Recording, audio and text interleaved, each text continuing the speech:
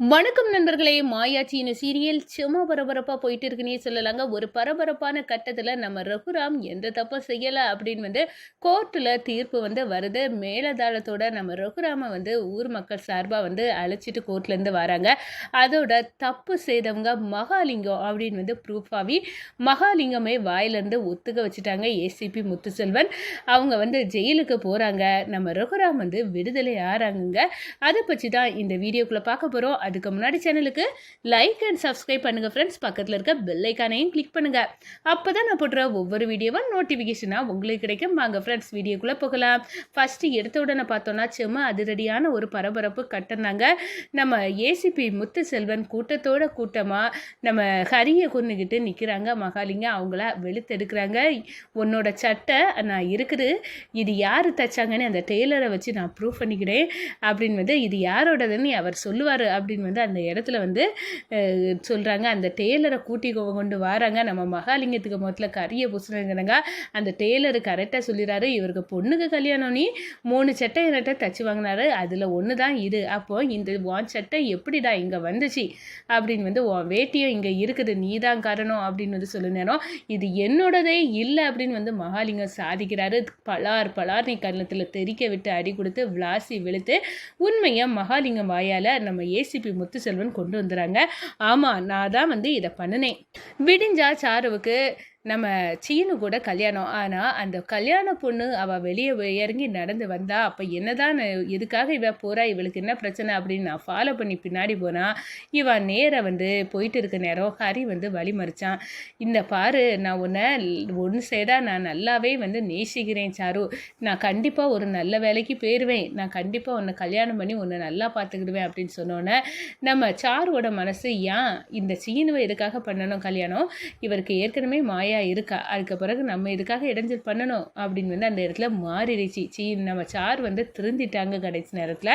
அதே நேரத்தில் பார்த்தோன்னா இந்த ஹரியை கல்யாணம் பண்ணி வாழ்க்கையில் செட்டில் ஆயிடலாம் அப்படின்னு நம்ம ஹரியை கெட்டி பிடிச்சிட்டு நிற்கிறாங்க. நம்ம மகாலிங்கத்துக்கு கோபம் கொந்தளிக்குது. நம்ம சீனுவை கல்யாணம் பண்ணி ரகுராமோட சொத்தை ஆட்டையை போடலாம் அப்படின்னு நம்ம பொண்ணை வச்சு நம்ம வாழ்ந்துடலாம் அப்படின்னு நினச்சா, ஆனால் இங்கே ரூட்டு வேறு மாதிரி போகுது. இது சரிப்படாது. இந்த ஹரி இருக்கிறதுனால தானே இவ இப்போ சீனுவை கல்யாணம் பண்ண சம்மதிக்கலை, இப்போ ஹரியை கொன்னுட்டா இப்போ இந்த கல்யாணம் நடக்கும்ல அப்படின்னு அந்த இடத்துல முடிவெடுத்து மகாலிங்கம் கத்தியை வச்சு குத்தி கொடூரமான முறையில் நம்ம ஹரியை கொன்று போட்டுட்டாங்கங்க. ஆனால் புதருக்குள்ளே ஒரு கோணி பைக்குள்ளே ஹரியோட உடம்பை மறைச்சி கெட்டி வச்சுருக்காங்க. பசங்க எல்லாரும் போய் அந்த இடத்துல விளையாட நேரம் அந்த கோணி பை ரத்தமாட்டு வடிஞ்சு வரதை கண்டு ஊர் மக்கள் எல்லாம் திரண்டுறாங்க. அதோட ஏசிபி முத்துசெல்வன் ஒரு கொலை நடந்திருக்கு, அதை மறைச்சிருக்காங்க. இது சாரு கொலை நடந்த அதே தினத்தஞ்சு தான் நடந்திருக்கு. அப்படி பார்த்தோன்னா கண்டிப்பாக இதுக்கும் அதுக்கும் சம்மந்தம் இருக்கும். இப்போ ரகுராமையும் சீனுவையும் நேராக அந்த இடத்துக்கே கூட்டிகிட்டு போய் நம்ம விசாரிக்க ஆரம்பிச்சிடலாம் அப்படின்னு அந்த இடத்துக்கு கூட்டிகிட்டு போகிறாங்க. அந்த கோணி பையை பார்த்தா இது ரகுராமோட ரைஸ் மில் கோணி பையா இருக்குது அப்படின்னு ஊர் மக்கள் சொல்ல, ரகுராமகிட்ட எதுக்குயா நீ இந்த ஹரியை கொன்ன அப்படின்னு கேட்குறா. இவனுக்கு நல்ல புத்திமதி சொன்ன, நான் எதுக்கு கொல்ல போகிறேன், நான் கொல்லலை, இது எனக்கு தெரியாது. அப்போ இங்கே நிற்கிற யாரும் யாரையாவது உனக்கு சந்தேகம் இருக்கா அப்படின்னு கேட்குற நேரம், இல்லை எனக்கு சந்தேகமும் இல்லை அப்படின்னு புவனேஸ்வரியும் பசுபதியும் பார்த்துக்கிட்டு அவங்க ஒரு சந்தேகமும் இல்லை, யார் பண்ணாங்கன்னு தெரியாது அப்படின்னு நம்ம ரகுராம் தெளிவாக சொல்லிடுறாங்க.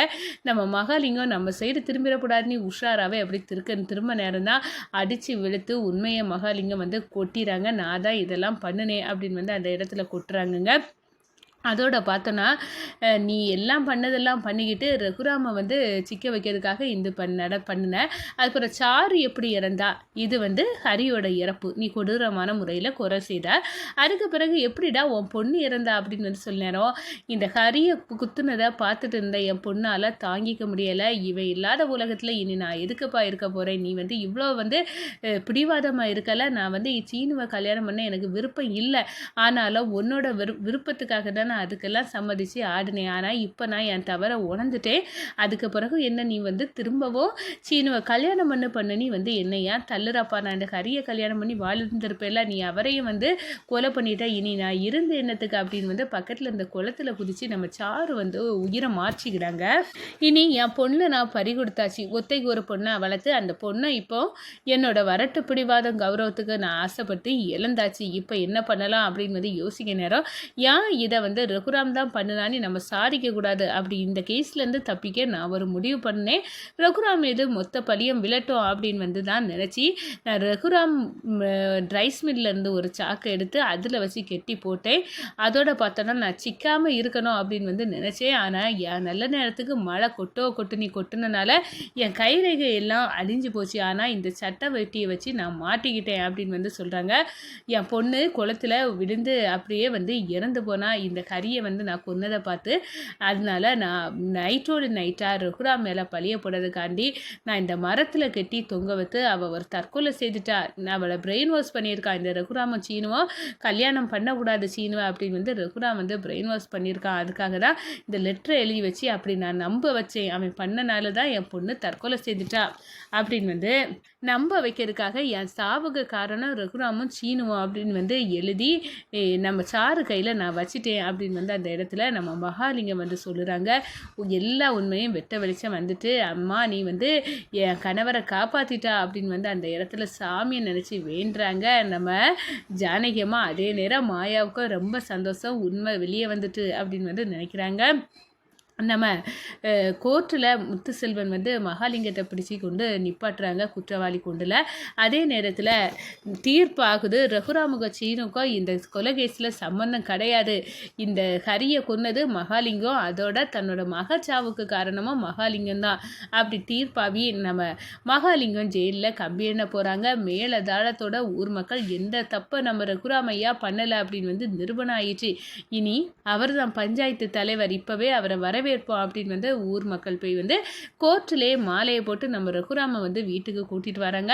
வீட்டுக்கு வந்த உடனே நம்ம ஜானகியம்மா ஆர்த்தி எடுத்து ரகுராமை வர வச்சு இந்த பாருங்கள் இனியாவது நம்ம குடும்பத்துக்கு எந்த கஷ்டம் நஷ்டமும் வரக்கூடாது அப்படின்னு வந்து சொல்கிறாங்க. அதே நேரம் இந்த பாருங்கள் நீங்கள் ஜெயிலில் இருக்க நேரம் எனக்கிட்ட சாரு வந்து அழுதா, பெரியம்மா என் ஆத்மா சாந்தி அடையில, பெரியம்மா என்னை யாருமா கொலை பண்ணா அப்படின்னு வந்து கேட்ட நேரம் அதெல்லாம் கூடிய சீக்கிரம் தெரிய வரும் பெரியம்மா, நீங்கள் ஒன்று எனக்காக பண்ணுவீங்களா, பெரியப்பா கையால் இந்த பூஜையை பண்ண வைக்கணும் அப்படின்னு வந்து என்கிட்ட சொன்னாங்க.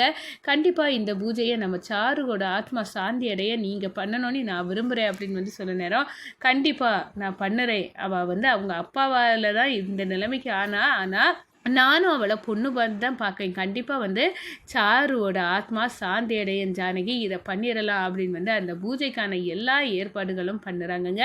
நம்ம பத்மாவுக்கு எல்லாம் வந்து உண்மை தெரிய வருது. நம்ம நம்ம அண்ணனும் சீனுவும் என் பையனும் எவ்வளோ வந்து கஷ்டப்பட்டுருக்காங்க. பாவம் இனியாவது இவங்க லைஃப்பில் வந்து கஷ்டம் வரக்கூடாது. நம்ம மாயா வந்து எவ்வளோ கஷ்டப்பட்டாலும் என் பையனை வெளியே கொண்டு வந்துட்டா அப்படின்னு வந்து அவங்களும் வந்து உணர ஆரம்பிச்சிட்டாங்கன்னே சொல்லலாங்க.